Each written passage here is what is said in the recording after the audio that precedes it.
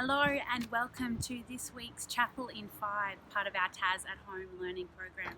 Now, many of you are back at school with our Year 11s and 12s, but some of you are still at home. So wherever you are, I invite you just to take a moment to stop, to be still and to give thanks.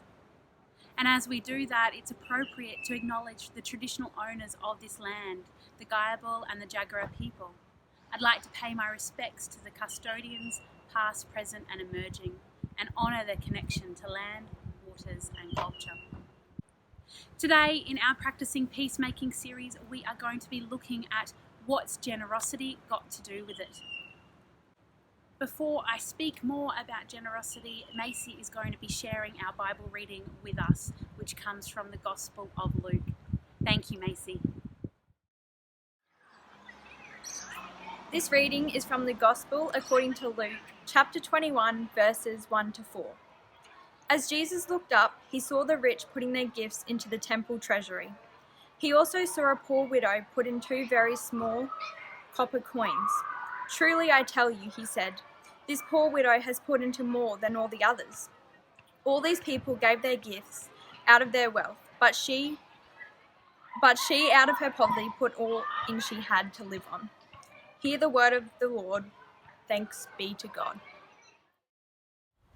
Have you ever looked at your phone, seen an incoming call and thought, "Oh no, it's them. They want more money off me"? Or maybe walking through the shops and you see someone from a very reputable and very worthy charity organisation go, "Hello, could you just help me here?"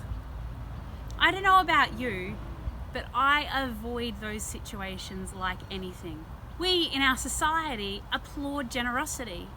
We give thanks to those people who are financially very generous, and that is good and right to do so.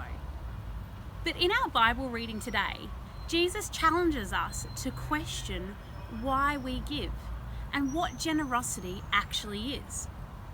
Is generosity giving a lot of money? Is generosity being public about it? Is generosity having your name on a billboard? Or is generosity actually giving with a good heart and in thanks? And in today's Bible reading, I think it really highlights quite succinctly that Jesus teaches that generosity is more than just a number. It is an attitude. It is a feeling, it is a perspective. And he takes 2 people who've come to the temple to give their offering. Now one group have plenty, and they give plenty, and that is generous. But they give out of their plenty. It's of no cost to them. The other woman, who is a widow, comes with 2 small silver coins. Now that is nothing. It's probably $2 or $3. And that begs the question, what is it about that widow that makes what she gives so generous? And the answer is, it's her heart. She may not have much, and she may not have much to give. You probably wouldn't even write a receipt for it in today's terms. It definitely wouldn't be tax deductible. She gives generously because she realizes that she has been given to so generously by God. She has her life. She has the breath in her lungs and the life in her body. And from that, she is clearly thankful. And while she has pretty much nothing else, she is still able to give thanks for what she does have and share the little bit she has in terms of a number with other people. And I think what that highlights for us today is that generosity really is a question of attitude, much more than it is a question of number or value. So as we're going through this term and looking at practicing peacemaking, I'd like to ask you, where does your heart lie? Do you feel thankful for what has been given to you? And therefore, when you share your time, your energy, your talents, maybe the bit of money that you do have, With what attitude do you share it? And can you do it in a way that promotes an attitude of peace with yourself, with your friends, and with our wider community?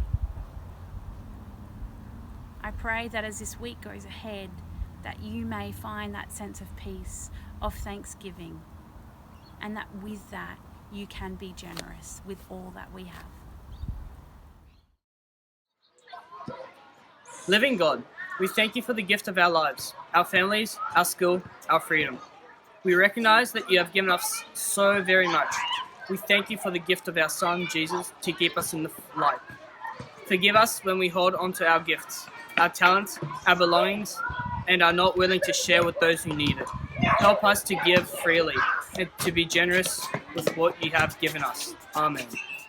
Lord God, teach us to be generous. Teach us to serve you as you deserve. Inspire us to care for others, not counting the cost, but giving thanks for the gift of life you have given us.